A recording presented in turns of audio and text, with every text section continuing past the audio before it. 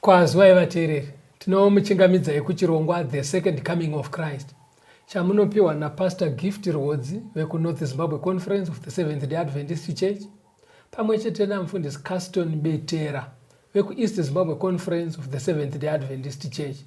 Mustudio nhasi tina Shailet Chakabveyo ndiye ari kutiisira musign language. Mufundisi kwazai vateereri. Vateereri tinokuchingamidzai kuchirongwa The Second Coming of Christ. Tinoda kutenda nhasi tine musoro wenyaya unoti Toiteyi nengozi part 2. Okay. Iri kususukidza pahurukuredu yatakaita nguva yapfuura. Patakaona mukunopedzisira tichidzidza mukati meshoko kuti ngozi injodzi dzinouya dzakavirikidzana muhupenyu hweakauraya akaponda kana kuti mumhuri yanyakuponda. Zvinozoitika kwete nekuti munhu akaurawa ndiye ari kudariso, asi Mwari anenge ataramuka, anenge abva. Chitema chekuuraya munhu ndo chinokonzera kuti Mwari abve kumunhu uyo muupenyu hwake kana kuti mumhuri yake. Panenge pabva Mwari hapasare pakadaro, mweya yakaipa inouya. Saka ndoyo chimutsa minana yese nemashiripiti ekushungurudza mhuri. Ndo zvatakaona muchikamu chapfuura. Saka nhasi toda kuenda pamberi. Tisati tanosvika pekunyatsoti zvitijekerewo, saka tinoita sei kana mumusha maane ngozi. Pane zvimwe zvinhu zvatinoda kuti zvitijekere zvinoumba sehwaro hwepfungwa iyoyo. Ngativerengei kuna Numeri Numbers 22 verse 2 kuenda pa6. Numbers 22 verse 2 to 6. Zvino Bharaki mwanakomana waZipori wakanga aona zvose zvakaitirwa vaAmori nevaIsraeri. Moabhu akatya vanhu avo kwazvo nekuti vakanga vari vazhinji. Moabhu akavhunduka nekuda kwevana vaIsraeri. Ipapo Moabhu akati kuvakuru vaMidhiani, zvino vanhu ava vazhinji vachananzva zvose zvakatipoteredza, semombe inonanzva uswa hwesango. Bharaki mwanakomana waZipori ndiye wakanga ari mambo waMoabhu nenguva iyi. Ipapo akatuma nhume kuna Bharamu mwanakomana waBhiori paPetori parwizi, kunyika yevana verudzi rwake, kuzomudana achiti, tarira, pano pane vanhu vakabva Ijipita. Tarira, vanofukidza nyika yose. Zvino voda kurwa neni. Naizvozvo douya hako zvino unditukire vanhu ava, nekuti vanondikurira nesimba. Zvimwe ndingagone kuvakunda ndivadzinge munyika ino, nekuti ndinoziva kuti munhu wakaropafadzwa newe wakaropafadzwa kwazvo, uye munhu akatukwa newe wakatukwa kwazvo. Panapa Bharaki mambo weMoabhu akatya vaIsraeri. Ndokuenda kunohaya Bharami muroyi. Aive mambo ndiani? Bharaki. Akanohaiwa ndi Bharamu. Bharamu uyu aimbova muprofita waMwari. But paakamira kunamata akazenga muroyi.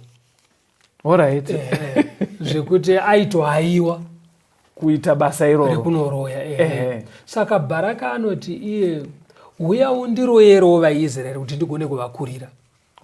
Kuti uya utumire mamhepo kuvaIsraeri. vasandirwise kuti chero tikarwa ndivakunde. handiti wazvona. Bharama akamborambidzwa naMwari asi nekuda mari akangoenda. Asvika ikoko akaedza rutatu kuti akande mamhepo, atumire mamhepo kuvaIsraeri zvichiramba. Saka sorry pastor, mukutaura kwanhasi kungoti rwaive rudzi mati mamhepo, zvinogona kureva kuti aivanzuyawo ndikandiro chitsinga kana kuti mamhepo zvakada kungodaro ndobva zvaramba. Verenga kuna Numbers 23 verse 21 kuenda pa23 unzwe. Numbers 23 verse 21 to 23. Haana kuona zvakaipa kuna Jakobho, haana kuona zvakashata kuna Israeri. Jehovha Mwari wake unaye, vanopupurira mambo pakati pavo. Mwari wakavaburitsa Ijipita une simba rakafanana nerenyati. Zvirokwazvo hakuna un'anga kuna Jakobho, uye hakuna kuvuka kuna Israeri. Right.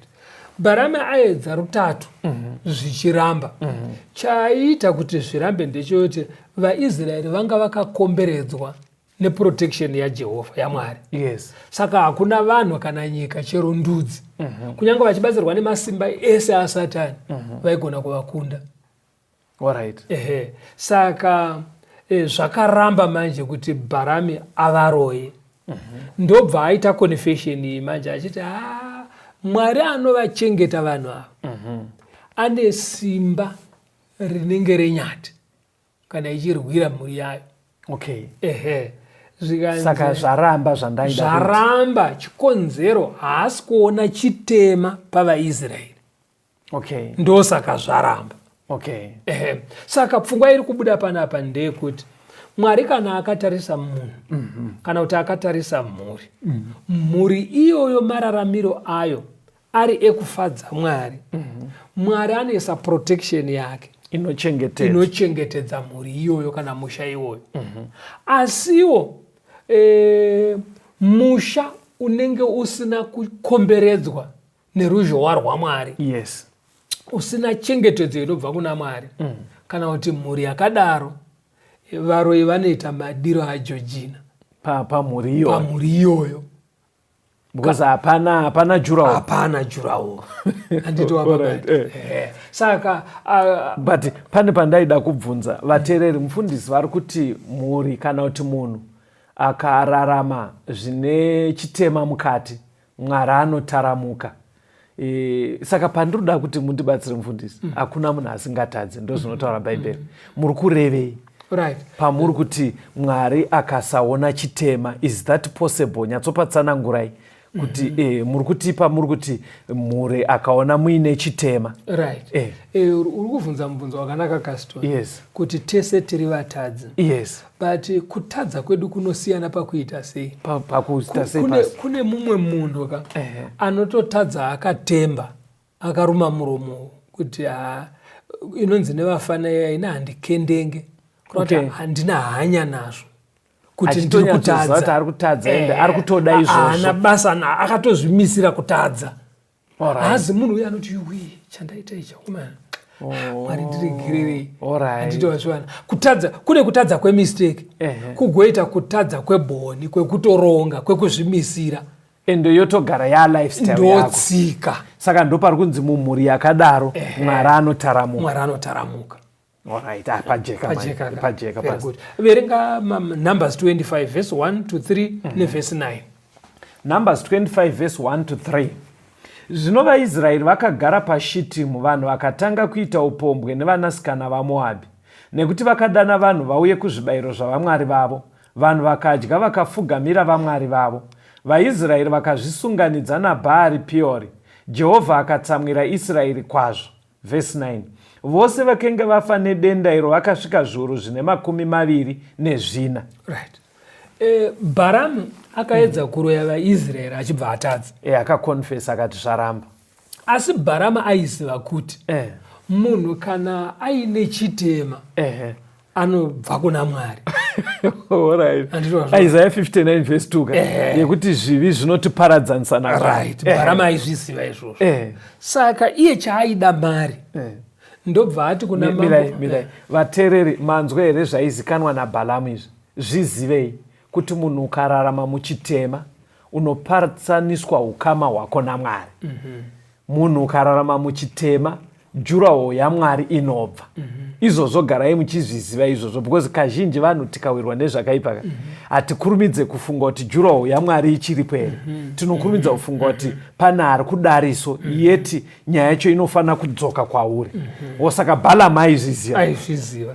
Saka zvaakaita manje akazoenda kuna Bharamu, kuna Bharaki, kuna mambo oya zvikanzi. Balamu ndiye muroyi uyu, Bharaki ndiye mambo. Okay. Ndobva ati kana muchida kuti vanhu ava vatukika varege kuchengetwa naMwari, vakonzerei kuita chitema. Saka nyaya yakarongwa apa ndeyekuti kwakasarudzwa pfambi 1000 kuMoabhi, dzakatosponzwa nestate kuti dziende kuvaIsraeri. Imwe neimwe aine mission yekunoti adhingure murume 1. Saka vakabva vauya nezvikomba zvavo. Ndobva vavakoka kubira rakaitwa kuMoabhi. Saka vakaita upombwe, ndobva vaita bira. Papa muri kuti bira ka? Potai muchisa mavara kuti tifambire nechidiki, ingoti kupati. Zvifambe because bira inobva pakupira. Vakaita mutambo wekunamata Mwari zvavo. Thank you. Namushure meupombwe nevakadzi ava. Saka vadaro manje zvakabva zvatsamwisa Mwari. Kundo zvaitwa naIsraeri, protection iya ichibva yabva kwaIsraeri. Ndobva abvisa. Chituko chichibva chanamira, hanzi pakamuka denda rakaura 24,000 mune 1 day. Handiti wazviona. Saka zviri kubuda apa ndezvekuti pane chitema. Asi ndozvazvitori here pasi, sorry, tiri muchidzidzo chekuti toita sei nengozi. Ndozvazvitori here kuti musha kana kuti rudzi rukazvipira kuita chipfambi chakadai ichi, Mwari anotaramuka. Ndingoda papanyaya yechipfambi apa, because pamataura kuti pakahaiwa pfambi dzikazodaika kuti dzidhingure varumeka, ndikuedza kufunga nezviri kuitika munyika yezvino, kuti nyaya yechipfambi chato chinhu chiri kungogashirwa zvakadaro zvekuti muri kuti here ndo zvinogona kutokonzera kuti Mwari atotsamwa nhasi. Exactly. Ende chitema ka munogona kunge zvishuwa mumusha makapondwa munhu. Handiti wazviona. But pamusoro paizvozvo vanhu vachiita futi humwe hunhu hwavo hwechifambi nei zvese izvozvo. Saka ndo zvinotoita kuti Mwari agare kure. Musha wosara usina protection. Saka uchaona kuti mumhuri mune vanhu vakazvimisira, munoitwa chivanhu, munoitwa zvemidzimu nemashai, zvinhu zvinoti huroyi nengozi hazvitame pamusha ipapo. Dzimwe nguva nechipfambi chacho. Handiti wazviona. Saka rikatiende pamberi, Numbers 25 verse 6 kuenda pa11. Numbers 25 verse 6 to 11. Zvinoonei mumwe murume wevana vaIsraeri akauya kuhama dzake nemukadzi muMidhiani. Mozisi neungano yose yevana vaIsraeri vachizviona, ivo vari pakuchema pamukova wetende rokusongana. Zvino Phinehas mwanakomana waEreazari, mwanakomana womuprista Aroni, wakati achizviona, akasimuka akabuda pakati peungano nepfumo muruoko rwake, akatevera murume uyo muIsraeri mukati metende, akamubaya nepfumo nemudumbu, ivo vaviri, murume muIsraeri nemukadzi. Naizvozvo denda rakaguma pakati pevana vaIsraeri. Vose vekenge vafa nedenda iro vakasvika zviuru zvine 24. Zvino Jehovha akataura naMozisi akati, Phinehas mwanakomana waEreazari, mwanakomana womuprista Aroni, wadzora kutsamwa kwangu kuvana vaIsraeri, nekuti wakanga aine shungu pakati pavo dzakafanana neshungu dzangu. Naizvozvo handina kuparadza vana vaIsraeri neshungu dzangu. Unoona zvaitika, vakomana vaya vaakudzoka kubira kuMoabhi kuyawo. Pano mumwe muchinda akabva asunga zvivindi masikati machena. Ndobva auya nepfambi yake. Vanhu vese vakatarisa. Uko vanhu vari kuchema, panotori nemariro vanhu vari kufa uko. Iye uya nepfambi masikati. Nayo mutende. Panhamo. Aida kuti zviita sei? Chitema unoziva kuti pane pachinongokugara zvekuti unoita zeredzi chairo. Wokuti so what? Saka hanzi paakapinda mutende, Phinehas akabva ati apa izvi zvanyanya izvi. Ndobva angosimuka nepfumo rake, ndobva asvika kumusana kwemurume, chibva ndobva auraya nemukadzi zvese. Mwari achibva ati, Phinehas ndiye adzora hasha dzangu. Itotendai Phinehas. Denda richibva ramira.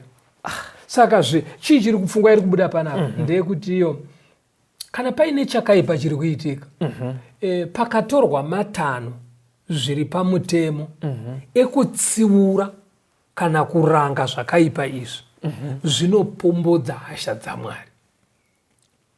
Come again. Tiri kuti pane chakaipa chaitika vanofanira kutora matanho ekutsiura kana kuranga chakaipa ichi voita saizvozvo zvinodzora hasha dzaMwari pane atadza wacho nemhuri necommunity yakatariswa. In other words, muri kuti munhu abhinya munhu irepi, right, zvotozikanwa mumaraini, zvikanyararwa, zvotsikwa-tsikwa, hasha dzaMwari dzinenge dziripo. Asi pakatomboratidza kuti patorwa matanho, like for example munyika medu repi itori crime, asungwa inofanira kuenda kuosungwa woenda kumadzitare kana kujeri. Saka kakutoita ikako kuna Mwari kanotomboita kuti zvitenani hasha dzake. Verenga 2 Samuel 13 toda kuverenga 23, 28, 29 na 32. 23, 28, 29 na 32. Right. 2 Samuel 13 verse 23. Zvino makore maviri akati apfuura, Absalomu akanga ane vaveuri vemakwai paBhaare Hazori pedyo neEfremu. Absalomu akakoka vana vose vamambo. Verse 28. Zvino Absalomu akarayira varanda vake akati, tarirai zvakanaka, kana mwoyo waAmunoni wofara newaini, ini ndikati kwamuri, urayai Amunoni. Imi munofanira kumuuraya, musatya henyu. Handizi ini ndakakurayirai here? Tsungai muve noumhare. Zvino varanda vaAbsalomu vakaitira Amunoni sezvakanga zvarayirwa naAbsalomu.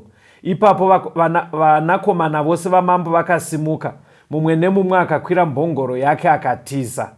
Asi Jonadhabhi mwanakomana waShimei mukoma waDhavhidhi akapindura akati, ishe wangu ngaarege kuti vauraya majaya ose, ivo vana vamambo, nekuti Amunoni woga ndiye wafa, nekuti Absalomu wakavavavarira izvozvo kubva pazuva raakachinya hanzvadzi yake Tamari. Chii chakaitika? Amunoni paakabhinya hanzvadzi yaAbsalomu kwakaita 2 years. Yes. Iye Amunoni haana kutendeuka. Right. David haana kuranga Amunoni. Asi akazviziva. Saka murayiro waiveko kwaIsraeri waiti kana munhu aita zvekubhinya, especially hama kudai, aifanira kutakwa nematombo ofa. But David haana kuzviita izvozvo. Alright. Saka nyaya inobuda panapa ndeyekuti kana vabereki akatya kuti zvinofumura muri. Amen. Hazvina kuzonyora. But aifanira kutora action. Saka nyaya iri kubuda panapa ndeyekuti kana vabereki kana kuti vatungamiri mumusha vakasaita basa ravo rekuranga chakaipa, zvinoita Mwari ndezvekuti Mwari pachake anotora nyaya iya yauisa muruoko rwake ochidhila naye. Saka zvaanozoita manje ndezvekuti kuchengetedza kwake kwaMwari mhuri iyoyo anokubvisa nechiero chinoenderana neuipi hwaitika. Oregera pachimuka chitema kuti chirange chimwe chitema. Panotyisa. Vateereri, pfungwa iri kuburitswa namufundisi ndeyekuti patine chigara mucommunity kana sedzimuri, pane patinotoziva kuti pane zvaitwa atinoti macrimes. Kuna Mwari zvese anenge ari zvitema. But ameno nezvikonzero mudzimuri dzedu hatiite kuti apara mhosva iyi arangwe, kungave kusungwa kana kutsurwa kana kugariswa dare remumusha kuti asiye unhu. Saka patinodaro tichisiya nyaya dzichiitika idzi, Mwari anozodzitora nyaya dziya ochitendera kuti nyaya idzodzo dzirangwe nemamwe madambudziko kana kuti nezvimwe zvitema mukati memhuri, kureva kuti munhu anenge aponda tiri kuzviziva, hatiite kuti munhu iye arangwe. Tiri kutoziva ndo zviri kuita vana vasikana vese vepamba apa vari kuuraya vana, vachibvisa mimba, vachikanda mumatoileti. Vana mai vacho tinee tichizviziva, hatidi kuti zvibude pamwe totya zvinofumura mhuri. Saka Mwari paari kuramba achiona kuti uipi huri kushaya anotsiura, ndo zviri kuburitswa muchidzidzo namufundisi, zvinobva zvaita kuti Mwari afuratire munyuke mamwe madambudziko makuru mukati mecommunity iyoyo kana mhuri iyoyo. Ameno ndatsanangura zvakanaka. Rega timbonzwa kamboti goya tosumudzira kubva ipapo. Thank you.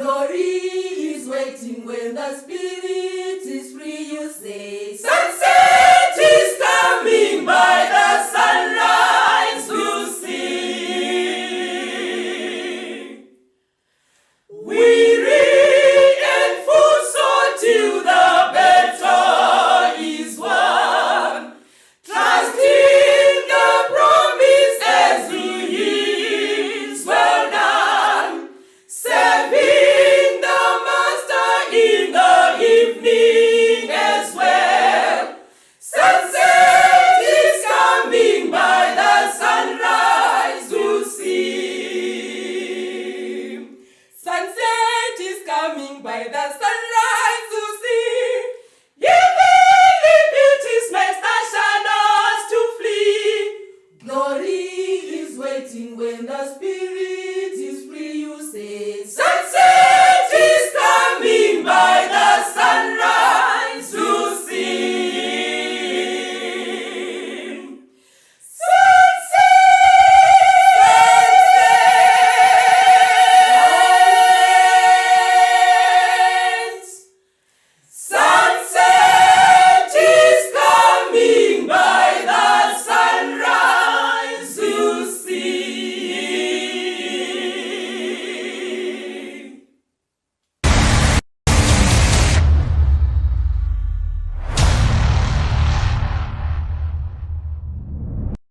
Tino muchingamidza yevateereri tichienderera mberi nehurukuro yedu. Toiteyi nengozi part 2. Taona muchikamu chekutanga chatabva icho kuti kana pakaita nyaya munga mumusha kana munharaunda, vabereki kana vatungamiri vakarega kutsiura nyaya iyayi nekuiranga, Mwari anoitora mumaoko ake iye. Saka zvaanozoita ndezvekuti anobvisa protection yake, anosuduruka oenda padivi nechiyero chinoenderana nekukura kwenyaya yatadziko.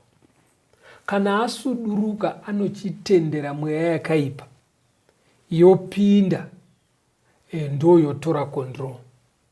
Poitika chitema chinoranga chimwe chitema chakaitwa. Pfungwa iyo inotsigirwa zvakare kuna Judges 9.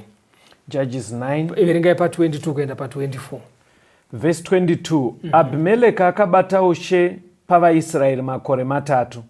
Mwari akazotuma mweya wakaipa pakati paAbhimeleki nevarume veShekemu. Varume veShekemu vakanyengera Abhimeleki kuti zvakashata zvakaitirwa vanakomana vaJerubhaari vana 40 zvitsiviwe, neropa ravo ritsiviwe kuna Abhimeleki munin'ina wavo wakavauraya, nokuvarume veShekemu vakanga vasimbisa maoko ake kuti auraye vana vababa vake. Saka uri kuona kuti kuna Abhimeleki akatombotonga 3 years, Amunoni akagara 2 years. Mushure me3 years hapana atendeuka, hapana agadzirisa nyaya yake, vari kungoramba vaine unhu hwakudhara. Saka Mwari ndobva ataramuka. Anditozvona Mwari ataramuka amira padivi, ndobva vamukirana. Okay. Kusvika vapondana zvatakaona munguva yapfuura kutsiva ngozi yavakanga vaita iyo kuponda vana vaGideon 70. Okay. Anditozvona. Saka Mwari anotaramuka, chitema chopinda, right, maitikiro azvinoita chitema chinoranga chimwe chitema. Ndozwana kuti zvaimboenda zvakadaro, zvaimboenda zvakadaro, pasingazozikamwe nevanhu ndepekuti havasi vakomana vakapondwa vakonzeresa. Ipapapo ndo inini munoona pamuri kufamba nechidzidzo pasi ndiri kupabata zvakanaka. Amenoti pangatsanangurwe nemumwe mutauro upi, muchaona kuti pamwe tichitopedza chidzidzo chinechi kune munhu anogona kubva atongofona kuti saka mweya wake unongonyarara zvawo. Izvo zviri kutobuda futi muchidzidzo munomu kuti afa uyaka haana chaanotoziva, handiye ari kukonzera zviri kuitika pai, zviri kusara zvichiitika panyika. But chitema chiri mumhuri chinoita kuti Mwari ataramuke. Kana ataramuka, Satani mweya wakaipa unowana mukana mumhuri mweya. Waverenga bva wadzokorora vhesi iri 1 Samuel 16:14. 1 Samuel 16 verse 14 bva waidzokorora papfungwa yauri kutsanangura yobva wapedzisa. Zvino mweya waJehovha wakanga wabva kuna Sauro, mweya wakaipa wakanga watumwa naJehovha ukamuvhundutsa. Alright, thank you. Tiri kutsanangura kutika mhuri yaramba kutendeuka pachivi chakaitwa chekuponda munhu. Mwari atopa mukana. Maona kuti kuna Absalom akachinya hanzvadzi, Mwari akapa mukana we2 years. Varume ave kuShekemu akapa 3 years, but hapana shanduko. Saka Mwari akabva nemweya wake. Mweya wakaipa unobva waona mukana. Saka Bhaibheri riri kuita kunge zvinonzi watumwa naMwari. Saka ndopamuri kuzoona vachimukirana. But inzwai vateereri, haazi vaya vakapondwa vari kumuka. Ipapapa amenoti pangajekesei afa haazive chinhu vanhu vaMwari. Ndokudzidzisa kweBhaibheri, but zvaakuitika murauri muBhaibheri wekuti papondwa Mwari haadi kuti kana pasina kutendeukwa chivi ichocho chisiwe chakadaro. Pastor, taurai futi ndikuona mudaendera mberi. Taurai kuti haaza akafa. Chokwadi chaicho vateereri. Akafa asiri anodzoka kuzorwa nyaya yake. Kunyange vanhu vachiti imimi vakafa nemi hama dzake dzakaenda kare mubatsirei. Iye anenge asingatozvinzwe. Chinoita kuti zvinhu izvi zvisumuke, Mwari anotaramuka. Mweya yakaipa yagara inenge ichida kutongokukonzerai marwadzo yagara ndo basa rayo zvekuti chinoita kuti isanhingirika inenge yakatodzivirirwa naMwari. Saka kana patongoita chanzi bedzi inotopinda yaita zvainoda. Satani haapembasera kune vanomuteerera aiwa, anotongoramba achingokuisirai madambudziko chete. Rega tichienda pamberi. Saka toita sei kana ngozi yauya? Tiri kutoona kuti ndo madambudziko ari mumhuri. Mwari afuratira mushauri. Hebrews 9 verse 22.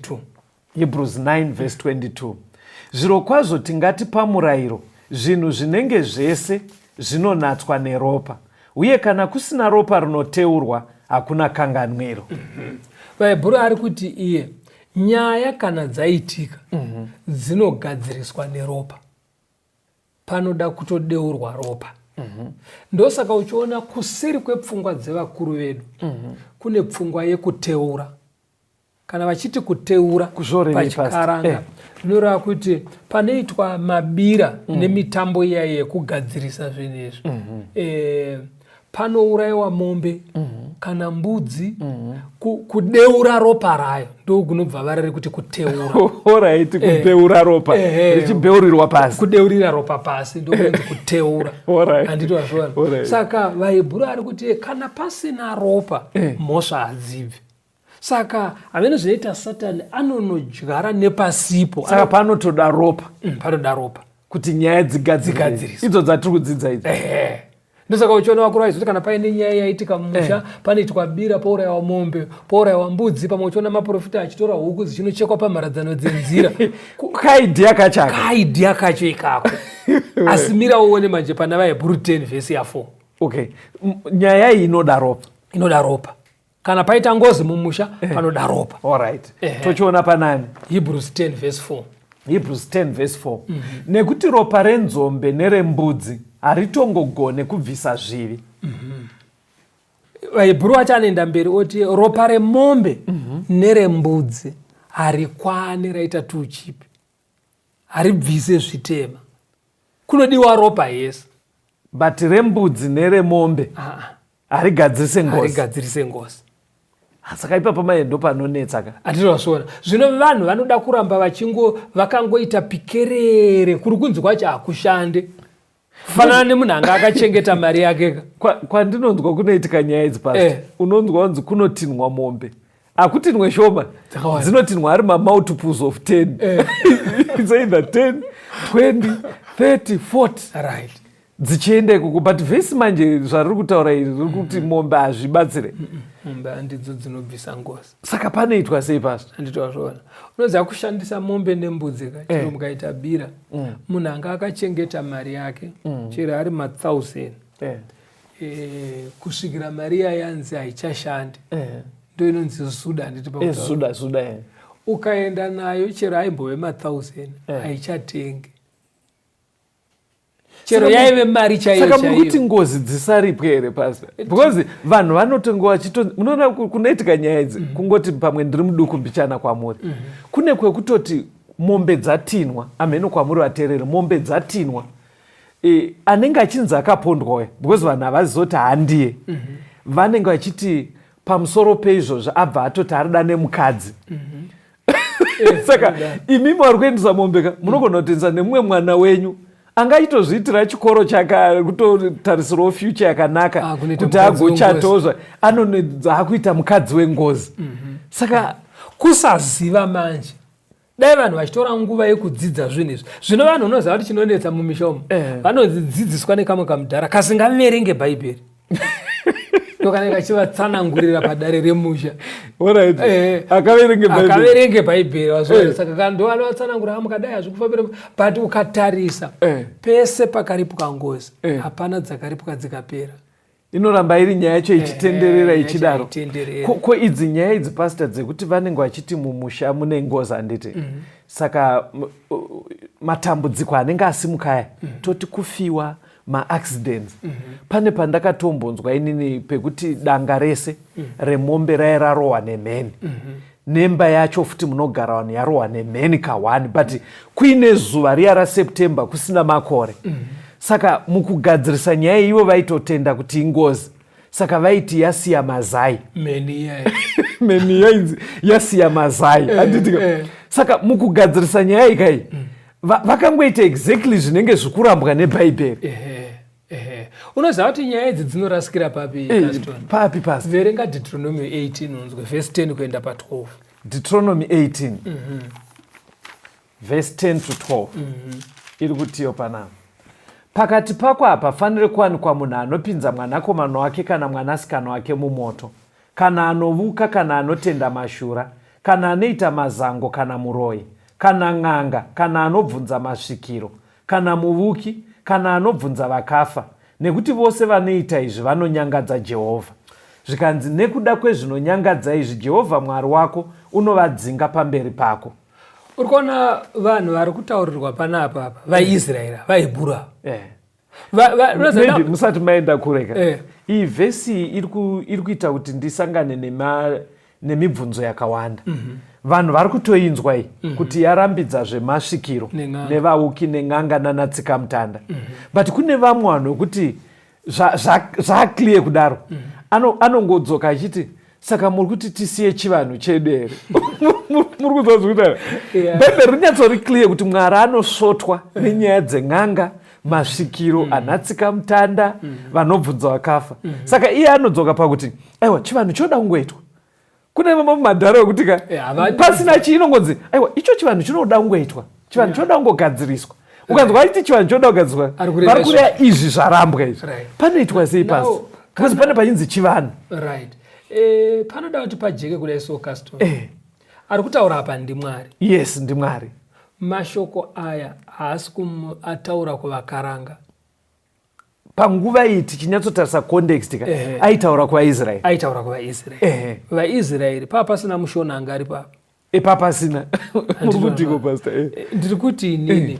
Anoti iye maybe verenga verse 9 unzwe. Verse 9 pana Deuteronomy 18 ipapo. Verse 9. Zvino Jehovha, zvino kana wasvika munyika yaunopiwa naJehovha Mwari wako, usadzidza kutevera zvinonyangadza zvendudzi idzi. Pakati pako hapafaniri kuwanikwa munhu anopinza mwanakomana wake kana mwana. Hanzi usadzidze kuteedzera zvinoitwa nendudzi. Ndudzi dzairehwa apa dzadzisiri dzemuno muZimbabwe, dzaive dzekuKenani. Saka vaIsraeri vari kunzi musanoteedzera zvinoitwa nevaKenani. Zvipi zvacho zvekuenda kung'anga. Handitwa zvekuita masvikiro. Handitwa zvekuita vavuki. Handitwa pabataka nekuti zvinonyangadza Jehovha. Ari kurambidzwa vaIsraeri. Asi vari kunzi musanoteedzera vaKenani. Sika dziri kutoitwa nevaKenani. Imimi manje kunoko moti ndo chivanhu chedu. Saka hadzizi nyaya dzavakaranga chete. Ameno vateereri maona maburitsirwo azviri kuitwa namufundisi kuti nyaya iyi payaitotsurwa necontext yayo yaitotsurwa vaIsraeri vachinzi vasakope zvaiitwa nevaKenani. VaKenani havasi vekuno kuAfrica. Saka tsika idzi dzanga dzisiri kutomboitwa nevekuno kunyika yedu. Saka pedzisei. Saka angadai ati musaite zvinoitwa nevashona vakaranga vekuZimbabwe. Aiwa. Izvi zvinhu zvakashata zvinoitika pasi rese zveng'anga. Handimavaona. Chiri kubuda pachena panapa kasito. Zvinonyangadza isu tobva tati chivanhu chedu manje. Yeti Mwari kana akatarisa ng'anga, akatarisa muroyi, akatarisa svikiro, akatarisa muvuki. Itimu rimwe chete naSatani. Sorry man. Saka iwo manje kana kuti muda kugadzirisa nyaya dziri kunetsa idzi, monovhunza Satani. Ari ndiye ari kukonzera madambudziko mumusha because mweya waMwari wabva. Saka Satani ndiye ari kukumutsira njodzi dzese. Imi mochienda kunomubvunza manje. Hapana chamuri kusorofa. Kuti matambudziko acho auya mumhuri nekuti Mwari abva saka Satani aita mukana. Mane matambudziko akonzerwa naSatani. Munobvunza futi kuna Satani. You see now. saka Mwari ari kuti musaendeko. Saka ropa riri kunzi manje rembudzi harikwane iropa ripi? 1 Peter 1 verse 18 na 19. 1 Peter 1 18 na 19. Muchiziva kuti hamuna kudzikinwa nezvinoora nesirivheri kana ndarama pamufambiro wenyu usina maturo wamakasirwa nemadzibaba enyu, asi neropa raKristu seregwayana risina charingapomerwa, risina ruvara. Saka ropa rinochenesa pangozi, iropa raJesu.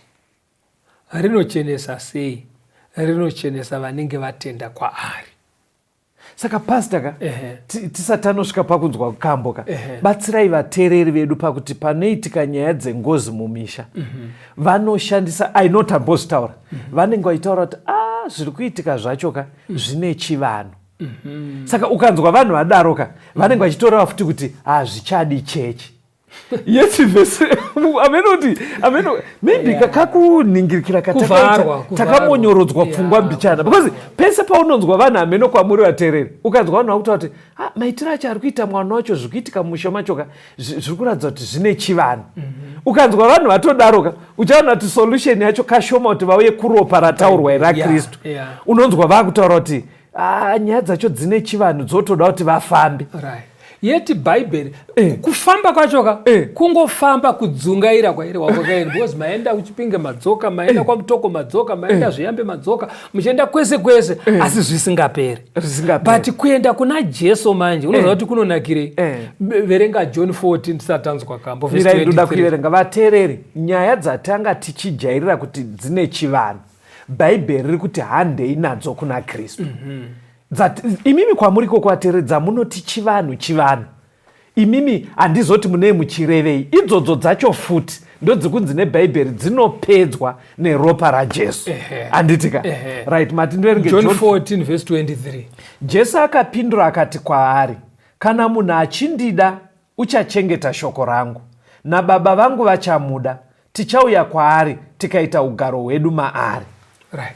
Saka mukange maenda kuna Kristu ari kunzi ndiye ane ropa rinozvigona. Yes. Mozvimisira kurarama zvido zvake. Yes. Jesu ari kuchengeta shoko rake. Jesu ari kuti inini naBaba tinosvika mamuri. Mapabataka. Saka pavanogara Kristu naBaba, Satani haagarepo. Ndozvona. Saka mabasa ake anobva adziviswa. Handiti wazvionaka ndiko kudzingwa kunoita ngozi. Aiwa ndaibata. Ndatopaona kuti Satani kana anga ari mumusha, handitika ngatitorei seimba yekugara pasi, obva apiwa notice nekuti wagamuchira Jesu, obuda mumba muya, Jesu naBaba vosvikogara mauri. Saka hasisina need yekusvikopinda because hapana vacancy. Hapana. Touye futi pana Jesu ndokutodzingwa kwacheko zvatorai ndo magadzirirwa anoitwa mhosva dzemisha. Zvinobva zvateita here pastor? Izvozvo zvinotoita sori ndoramba chita kunge ndikubvunza chinhu wanika because ndoda kutrai kuti kwamuri vateererika mugamuchire shoko raMwari sekureva kwariri kutoita. Izvi zvinhu izvi zvipirei kuti Mwari tibatsirei mutoita, because iri tori shoko raMwari kutaurwa napasta, ndo magadzirisirwo anoita ngozi. Saka pamubvunzo wekuti toita sei nengozi, pindurai tinzwe pastor satanzwa kamwe. Muchidimbo huyai kuna Jesu, muzvimisira kufamba mushoko rake. Okay. Iye naBaba vanogara mamuri. Right. Pavanogara Satani anobva atiza. Muchifanira kunge manzwisisa kuti ngozi mabasa aSatani haasi kuitwa nevakafa. Thank you. Ngatimbonzwa kambo ateereri. Tenzi nditungamire mukati mezviedzo mananda